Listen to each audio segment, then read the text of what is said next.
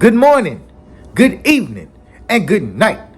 Welcome back to the Sly Report, and today we gonna give you the news on One Piece, chapter 1104, titled "Thank You, Daddy." But my preferred title, "Standing on Business."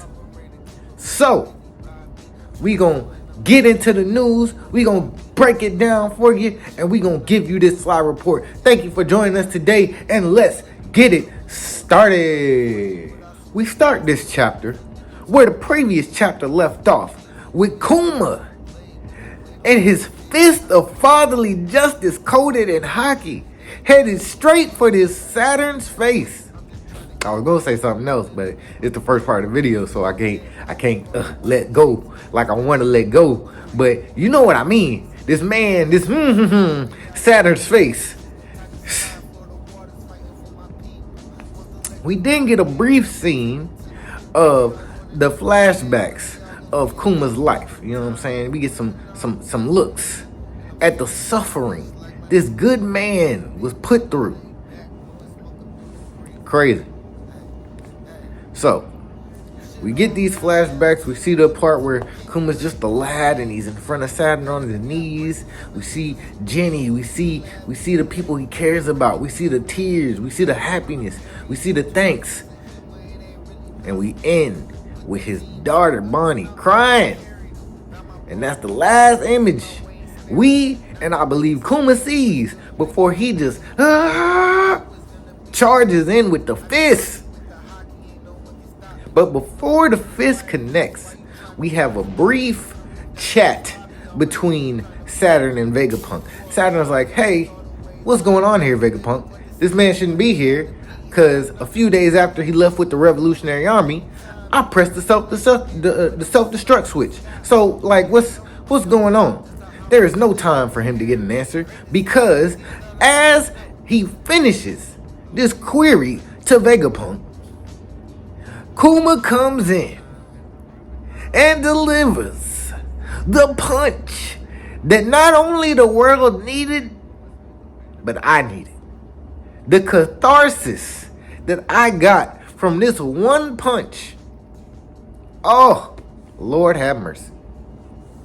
The fatherly justice, standing on business. Bartholomew Kuma the Saint. Not the tyrant, the saint.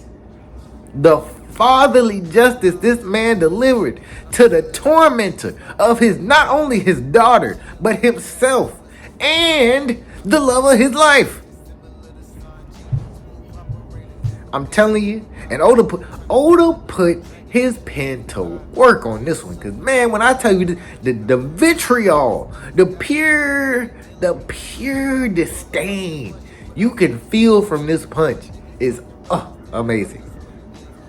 Amazing. Man, let me tell you something. The way this man Saturn gets floored and goes flying into these buildings, peak performance from Bartholomew Kuma. Let me tell you something, man. This man has suffered more than probably anybody we've seen in this story so far. And for him to deliver the justice of the fist to his tormentor, it's a thing of beauty. It is a thing of beauty. But I can't stay here too long. We got to keep it going. We got to keep it moving. So I'm going to leave this right here. We're going to circle back to it, though. Please believe me. There's going to be a topic video discussing the fatherly justice of Kuma. But we need to continue with the news. So let's go. So Saturn is sent flying through buildings. There's rubble and stuff falling on top of him. Marines that are present at this scene, they're freaking out. They're like, oh my God. Not only did someone just hit one of the leaders, the head authorities of the world, it was a former slave, Bartholomew Kuma. And not only will this be something that's talked about and remembered. This will be a major historical event. Major. So Saturn's buried under the rubble. Everybody's like, oh, okay, what's going on? Marines are scrambling. Kuma and all this chaos. Still shut down. Still body racked with the pain from his journey to get the egghead. He bends down. He picks up his daughter in his hands. And he just holds her. He hugs his daughter. And while this is happening, we get some thoughts from Vegapunk. So Vegapunk's like, well, this is just illogical. This shouldn't be scientifically possible. Yes, I did not put a bomb in Kuma to make him explode, but I did install a kill switch. And if the button was pressed on this kill switch, all functions should have ceased within Kuma. He should, for all intents and purposes, be a vegetable.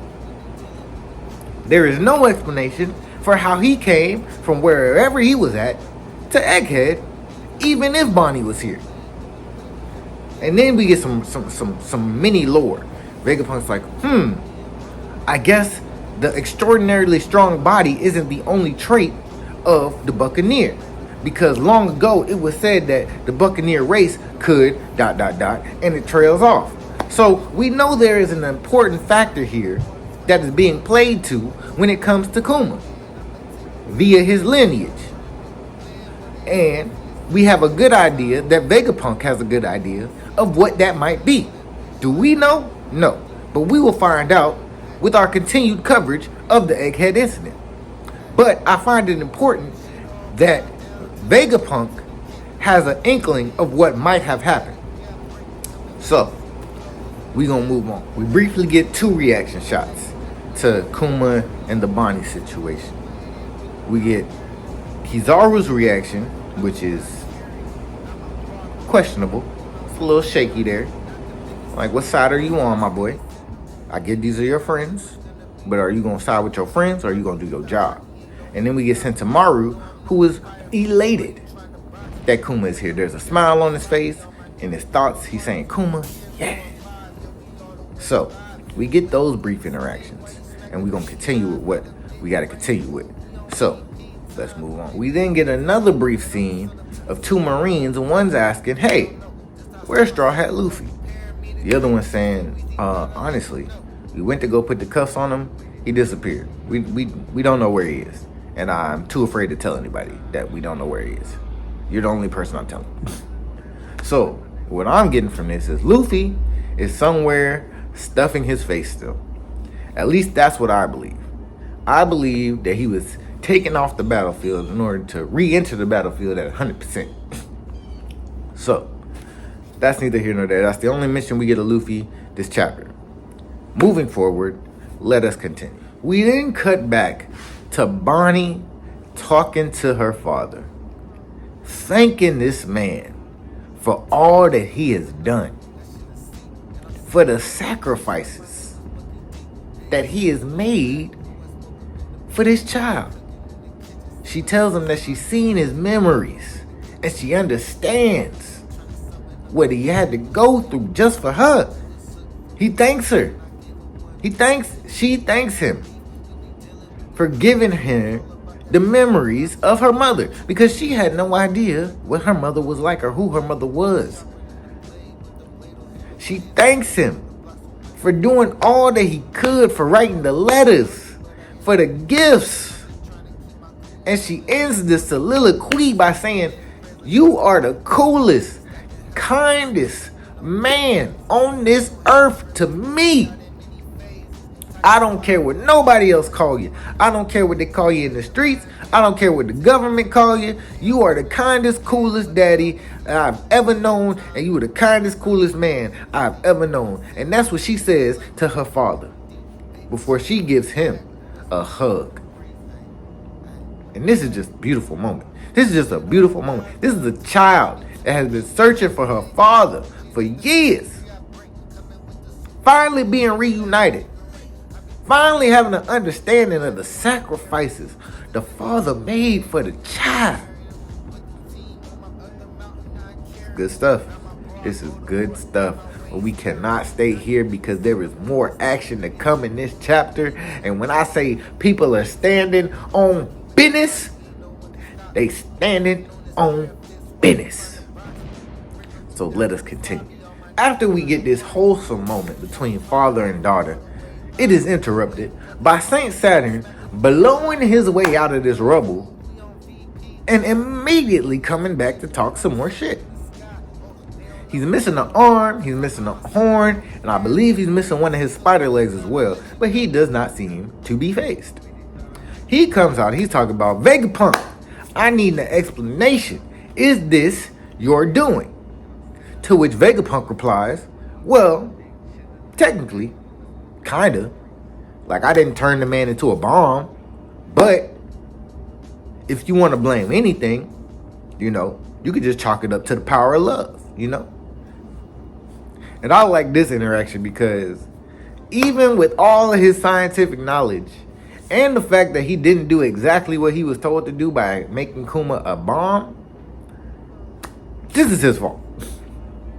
But he chalks it up to the power of love, which it also is, because if the switch was pressed, there is no reason whatsoever that Kuma should be moving right now. So, if he is moving right now, then maybe there is something to this. Maybe the power of love has overrode the scientific genius of Vegapunk. To which Saturn replies, oh, so it's nothing more than human error and malfunction. That's all that is. Okay, I understand. Well, you guys are no longer useful, so prepare to die. As he regenerates himself, then proceeds to try and stab through Kuma and Bonnie again. To which Sanji says, ayo, I ain't about to let that happen. He comes flying in with a nice little kick to deflect the spider leg. Then we got my man's Cyborg Run Them Hands, Frankie, coming in like, yeah, we owe Kuma a great debt, charging up the radical beam. Then we cut to Kizaru. Kizaru's like, yeah, that's true. You know what I'm saying? Y'all have grown exponentially since the last time I seen you. But he's getting up. He's getting ready to make a move. But not before my man, Cyborg, Run Them Hands, Frankie, a.k.a. Cuddy Flam, hits one of the leaders of the world with a radical beam. Blows a hole right through this man. Crazy. This man Frankie always ready to stand on business.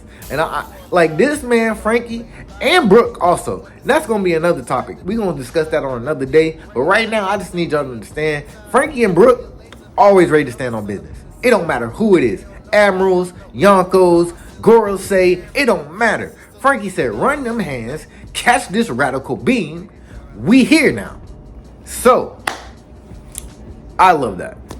I just love it. So then Kizaru pops up behind Frankie and he's like, show me how much y'all grown, before he sends Frankie flying with a kick. So, in all of this chaos, Vegapunk has asked Atlas, because Kuma's not moving. Bonnie's yelling out like, hey, Daddy's not moving. We got to get out of here. So Vegapunk asks Atlas, carry him up to the upper levels. We got to get out of here. Escaping is our priority. While this is going on, Kizaru lands in front of Saint Saturn. He's like, yeah, Kuma's here now. It's a lot of big players here. It might be getting a little out of hand. You think you want to wrap this up? And this is when we get the initiation of the Buster Call.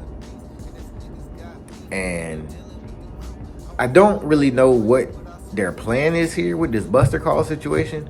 Like, yes, there's more ships than a normal Buster Call, but at the same time, there's Robin, who's been a part of 3 Buster Calls. This is traumatic, first of all. But there's Robin that's been a part of 3 Buster Calls, and the crew that's been a part of 2 at this point, if we count in this one. So, like, what is that really going to do in this situation? In this situation, specifically, you got a Gorosei, an Admiral, and the Marines here, you're surrounded.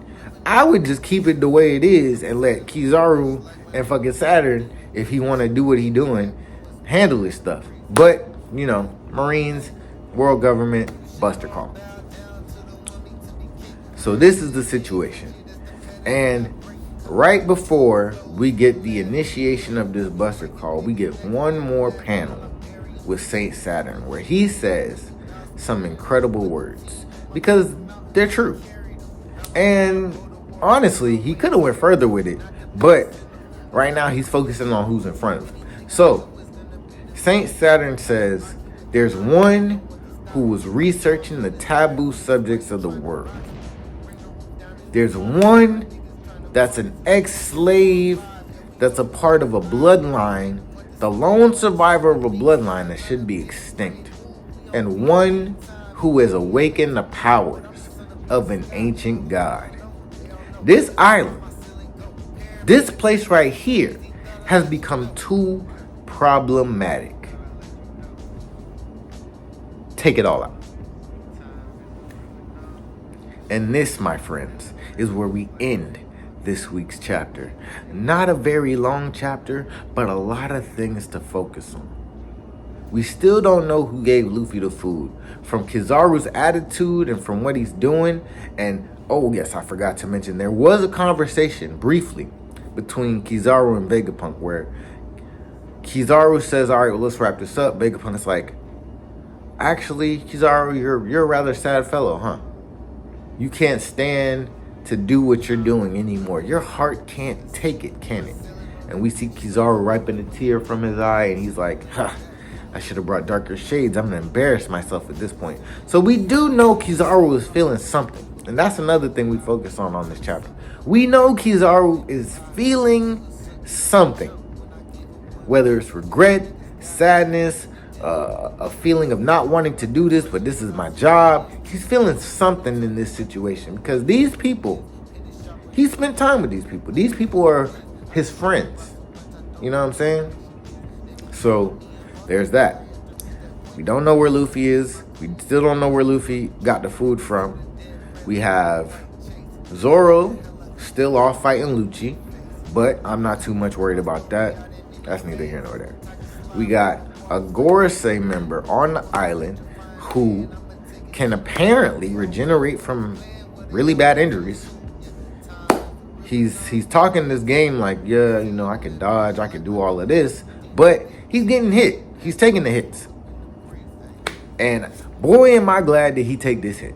Because this hit right here is justice personified. This is standing on business for what you believe in.